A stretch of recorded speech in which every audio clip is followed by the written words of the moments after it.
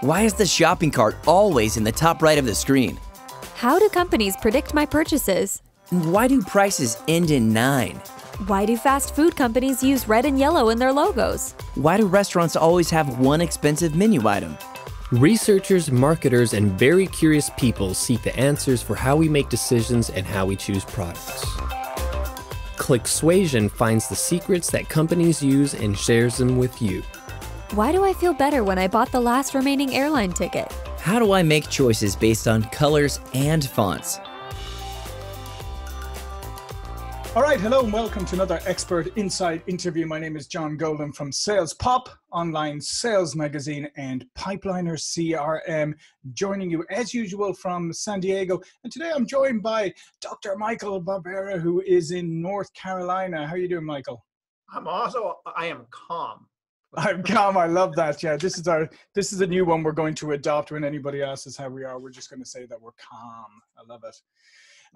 Dr. Michael is Chief Behavioral Officer at Clicksuasion Labs, an award-winning consumer psychologist, business strategist, and has Fortune 500 clients, including he includes many of his clients among the Fortune 500. And he's appeared on ABC's Shark Tank, Bravo's $1 Million Listing, Gordon Ramsay's Kitchen Nightmares. And guess what? He's still here after he survived Gordon Ramsay, and that's always you got to give somebody kudos for that. And today we're going to talk about consumer psychology and sales and marketing alignment. Hey, listen, Michael, whenever sales and marketing alignment ever comes up, right? I have to say this, and regardless of whether it came up in 2015 or 2020, I would say is like, here we are in 2020. Why are we still talking about sales and marketing alignment? How come we haven't cracked that nut yet? They're one item because we overlook what the customer is buying. We like to think, well, we are marketing X and we are selling Y, but are you really? So at the end of the day, the customer is not buying X or Y. They're buying confidence. They're buying convenience. They're buying sexy. They're buying whatever makes them feel good. And calm, hopefully. Yes. Calm. Okay, so and yet we tend to often look at things too much from an internal perspective, from a departmental perspective, from what our specific job is. And as you say, I mean, I don't think we spend a lot of time on looking at the consumer or consumer psychology, which you're an expert in. And yet, regardless of whether we're in sales and marketing, we're also consumers. But we seem to do this amazing thing is that when we step through the door, maybe it's a virtual door today, of work, we forget all about that and we become sales and marketing people. I think it's kind of reverse. When I go shopping, sometimes I forget the field that I work in and I'm like, ooh, Bed Bath & Beyond, that was really good. You almost got me. I'm going to write that down. That's clever. So let's talk a bit about consumer psychology. Can you explain it maybe just as a baseline for people? When you talk about consumer psychology, what are you talking about? Good question. It is the study of decisions, the study of choices. How do we choose one item over an alternative? When we go to Best Buy, how do we choose the 60-inch over the 58-inch? How do we choose the gas station on the left side of the road that has 2 cents higher fuel and the gas station on the right that has 2 cents lower fuel? What is our choices? Why do we make those? And how can we reduce the barriers between brand and making those choices? Yeah, and fascinating because the idea of choice kind of really fascinates me, because I think kind of as people, we struggle with choice. We're almost hardwired. We don't want to make choices because if we choose one thing, we by default unchoose something else, and we want to keep all our options open. So when you study consumer behavior, what are the things that make somebody choose one over another? Like, why does somebody choose the one gas station on the right as opposed to one on the left? And why would they choose the higher priced one over the lower priced one? So good questions. I probably have 2 separate answers because there's so many variables that go into consumer decision making. So let's use the gas station and customer experience with the first answer. Let's say you're driving to work and you're driving down X highway and this gas station says 99 cents per gallon. What are you going to do? Pull right in, right? You can have 0.8 of a tank full of fuel. You're probably still going to fill up that last remaining bit because the fuel is so inexpensive. Now you're excited, you're happy. You put that pump into your vehicle, you finish pumping, you hang it up, and that little screen on the pump says, see cashier first. Like, oh, the anxiety is real. And so but that cashier is 40 feet that way, but we are too lazy to walk there. And so now we were so excited over the price. We were devastated over having to walk 40 feet. And then we had these emotions of positivity and negative emotions all before we ever used the product. Yeah, that's it. I mean, that is really interesting because, and then, I mean, with human psychology being what it is, we tend then to probably walk away with, yeah, we're happy that we got the cheap gas, but we're probably more kind of upset about the walk and the fact that that wasn't working. And if somebody asked us later, we'd say, yeah, the gas is cheap, but you know, their systems are terrible. So it's not, price isn't always the factor. So if we were to ask customers, what's most important to you? More than likely customers are going to self-report price, what the total item costs. But that's not really true. So if I was to say, John, imagine you're on a beach on a hot day. You want nothing more than your favorite brand of beer. Your friends can get up, go to the only place around it is a small rundown grocery store. They'll bring you back your favorite brand of beer as long as it costs as much or less than the price you're willing to pay. So small rundown grocery store, only place around. The average person, now you can pay whatever you want to pay. 2 bananas, 4 bananas, 9 bananas. The average person is willing to pay $8 and change for that beer. Now let's take that same scenario and revise it just a little bit. Now the only place around is a fancy resort. The average person in this scenario is willing to pay $12 and change for that very same beer. The beer is more than likely brewed by the same facility, bottled by the same company, shipped by the same truck, sold. And John, you and I were consuming that beer on the beach, so the environment doesn't change. Yet there's an economic value and a perceived value. More so if I was to say, John, that grocery store closes in 10 minutes. Now you're going to buy that beer for whatever price it's being sold for. But if you get to this, if you get to the store minute 1 or minute 9, you'll get it for whatever price it's being sold for. But the scarcity, only place around, and time pressure, 10 minutes remaining, are so cognitively overwhelming that now the average person is willing to pay $15 and change for that same beer. Yeah, so I mean, it is fascinating, like how many variables come into play. So how can you, when you're in sales and marketing, like how can you help people either manage these variables or eliminate some of these variables? You know, it's a great question. I don't think I've been asked that question in a long time. I don't think it's possible to eliminate all the variables. You can reduce how many variables are around, but the challenge is, though, is that we carry smartphones in our pocket. And so we're walking around stores like zombies like this, where most consumers are. And so now there's variables, the world's variables are available to our persuasion and influence. So we can try to reduce, but we can't really limit because they're always out there. Now, what we can do is we can control for certain things. So message framing is a great way to control. IKEA does this great. If you go to IKEA, you park in the parking lot, you see this giant warehouse, and you're primed to think, wow, IKEA, it's a warehouse. They should have everything I ever need. Should never be an issue whatsoever. Now, you don't say those words out loud, but cognitively, you've already processed that. Now, you go in IKEA, you go through this maze and this journey of one-way traffic, no windows, no doors or exits, no clocks. It's like a casino inside. Then you finally find that one desk that you really want, but it's no longer there. So most retailers would say, unavailable, out of stock, order online, back ordered, standard messages. But those messages blame the company. They blame the brand. Well, darn you, IKEA, I can't get my desk. So what IKEA does is they control the message framing and remove that blame or that negative variable, and they say oversold. Now, what that does is you're placing blame on the other consumers. Like, darn, this item is so popular that I can't get it. So now the brand saves brand equity, and you want it even more because of social proof. Yeah, I mean, that's such a fascinating, like, with, as you say, with just the messaging change, how it completely changes the attitude of the consumer. And so when people are selling, like, you know, B2B products or whatever, I mean, again, the messaging that you see from most people, it tends to sort of follow the same patterns. So how can companies break out of that and be more and be clever like IKEA? That's pretty good. So in B2B, we want to avoid selling. Whoa, Mike, what do you mean we're not going to sell? That's how we make our revenue. Yes. In B2B, trust is the significant factor. So we can say trust applies to B2C as well, and it does. There's perceived trust. And in B2B, you have to build solid trust. Whereas in B2B, we prefer to work with someone who we know, like, and trust, more so than the subject matter expert. If the subject matter expert is a jerk, we're probably not going to work with that person and find the person who is well enough qualified, but a really nice person. It goes to the question of not who would you hire, but who would you prefer to sit next to on a plane for 5 hours from New York to Los Angeles?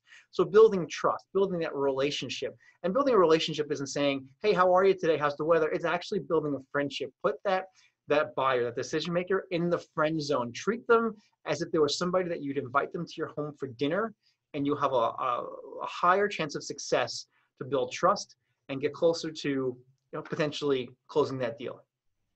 Because I think sometimes we underestimate the, how much emotion is tied up in a B2B purchase from the people who are responsible for that purchase. Because I always say to people, in consumer buying, like if I go out and buy a 60-inch TV, today, the biggest trouble I'm going to get into is my wife's probably going to hit me over the head with it for wasting money, right? But if I'm making a B2B buying decision, it can be career enhancing if it turns out to be a good one. It can be career limiting if it turns out to be a poor choice. So I think sometimes as sellers in that we underestimate that there's a lot of personal emotion and personal stuff wrapped up in the sale as well as from the company. Absolutely. Anytime there's a human involved, emotion comes into play. I do not like to speak in absolutes, but I'm going to now and say there's never a scenario when there's a human involved that emotion does not play. There is no such thing as a completely objective decision. We can try to limit variables or reduce biases, but there'll always be a little bit of a bias somewhere hidden in there. So the way we engage, and sometimes the difference between closing a deal and not closing a deal could be a phrase that we said, something that we said that someone else was offended by, and we'll never know. And so those little things go a significant long way, and they carry more weight in B2B than they do in B2C. Yeah. And the other thing I think that you see in B2B a lot is that often you don't lose the deal to a competitor, you lose the deal to no decision, because at the end of the day, you haven't built enough trust about that they feel like they can actually make that last step and purchase. They'll sort of go, I'll probably just live with what I have. That seems, so how do you, when you're engaging, how do you help with that process? Because they always have that fallback position, unless it's absolutely mission critical, which unfortunately rarely is that mission critical, that they always have the option just to go, I'll just wait. We'll just stick with what we have. I'm not sure I have the best possible answer to solve everyone's challenge there, but I'll try to give some nuggets that we can, best practices. And that is to engage with the potential client in areas where are not traditional for you, or at least where your competitors are not. If you're emailing your potential client or client, you're probably doing it wrong because everyone else is emailing. So those who have decision-making authority are likely busy from 8 till 4, 8 till 7, 60 hours a week. These people already have loaded inboxes and they don't have time to respond to every sales message. And if you're trying to sell a sales message or push a product or service in an email, so are 40 other people on the same day. So what makes you stand out? Get away from email. Pick up the phone and call. Even if they don't answer you, if the voicemail, it's a touch point in a different manner or method or channel than everyone else is currently using. If you write a handwritten note, that's also a touch point in a manner that other people are not doing. And the persuasiveness of the handwritten note is that if the person finds the message to be authentic, to be real, they are likely to keep it on their desk. And now every time they log into their computer, potentially within eyesight is that handwritten note with your name on it. Yeah, and I think that's incredibly important now, because I do think it's harder and harder to stand out, and differentiating yourself by doing things like handwritten notes, I think is absolutely something people should consider. And also, I think there's another phenomenon at play now. I think, especially since the pandemic and all of that, there's a lot of people who are working at home or working more in isolation than they've ever been before. So when you talk about picking up the phone, I think there's a greater appetite for actually answering the phone and engaging and talking to people now than probably there has been for a long time. So again, I think that's something that you should take advantage of. I agree. So I don't have the study answer to that. I think that's a good question, a good hypothesis. Are people more willing to answer the phone for unsolicited phone calls or unscheduled phone calls? Might be a good study. Maybe we have a study together, John. But that's Yeah, something there to you look go. into. Yeah, and I think it'd be fun. I think there's so many things happening right now that'd be a fascinating study. But going back to the trust factor again, as you say, I mean, it's on the consumer side. You know, the trust factor is built obviously through the brand and through the product and through the customer service and all of that. And the trust factor, as you say, in B2B, is built often from the human interaction. Do you think that sometimes we pay enough attention or really understand how to build trust and what building trust actually looks like? For the majority of people, I would say no, because we have our objectives and we're focused on our objectives, not so much as the client's objectives or goals. Even if we know the client's objectives, we know their objectives for 2023 are going to be A, B, and C. But we're still biased based upon what our goals are and what our objectives are going to be to close a deal with this client. When building trust, it's good to everyone defines trust a little differently, but what we're forgetting is there's perceived trust. And I'll use this example. Say, John, I'm going to cook you sushi. You might say something like, well, or you might think this, I don't know Mike's experience with working with raw fish. I might not want to eat that food. But we'll go to a sushi restaurant where the chef is behind the wall. We've never met them. They're a complete stranger to us. We'll eat their food. So if you put yourself in the position of likeness with others who are similar to you, likeness with people who trust you, you're more likely to be trusted. If let me actually share another story. There was a home fire suppression, a home fire safety salesperson in the late 80s. This person went home to home, and the objective was to give the homeowners a test. It was designed that you fail the test. Of course, like, oh my God, I know nothing about fire safety. My whole home's going to burn down. I'll buy whatever you have. The average conversion rate in this company was, I think, around 22%. But this one salesperson was getting around, say, 40. So significantly higher. But the person followed the script and changed one variable. The person would give the test and say, oh, John, I apologize. I left some important items in my vehicle. Do you mind if I run out and get those items and let myself back in? Oh, John, go for it. Who would you allow to let back into your house without you there? Someone you trust. So you're putting yourself in a position of trust, in a likeness of other people that you trust, and you can use it to your advantage. It's called bundling in consumer psychology. Yeah, that's really fascinating. And also it's probably interesting too that by doing that, obviously you got the trust factor, but also that salesperson just gave the consumer a moment to think and to let it sink in what they just been thinking about. And I think that's a thing that, particularly in B2B sales or whatever, that we're so anxious to keep the conversation going, especially if it's virtual. We're so anxious to keep the conversation going that we sometimes don't give the other person the opportunity to actually ruminate on what we've just said. Well, I like what you said about keep the conversation going, because time pressure does play a significant role in B2B.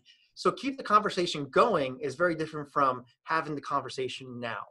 If I was to just meet you, John, I'm trying to sell you something. By the way, I have a zero sales policy at the lab, so we don't have to sell you anything ever. But if I was trying to sell you something, I wouldn't send you that handwritten note, the email, and the LinkedIn request all in one day. I would space it out. Let me use these touch points to my advantage. You're overwhelmed. So if you're going to see 3 touch points from me in a matter of an hour, you're going to forget about me by tomorrow. But if I use a traditional drip campaign in B2C, but apply it to B2B and trust building, I'll say, I will send you that email today. I'll send you a handwritten note tomorrow. You get that handwritten note in 3 days. Then a day after that, I send you a LinkedIn request. Now little drips, little reminders that I'm present. And when it comes to B2B, once that trust is established, you don't have to really sell anything. It's that little reminder that you're present and you're likely to get hired. Yeah, no, I agree. And it's kind of like that you're respectful, but you're also keeping top of mind, and you're creating some kind of familiarity. And there's as long as you follow through in your process, on your promises, then, familiarity and trust tend to get wrapped up together. Promises are significant. When in B2B, it's usually the loss of a promise or disappointment is the reason why we look for an alternative.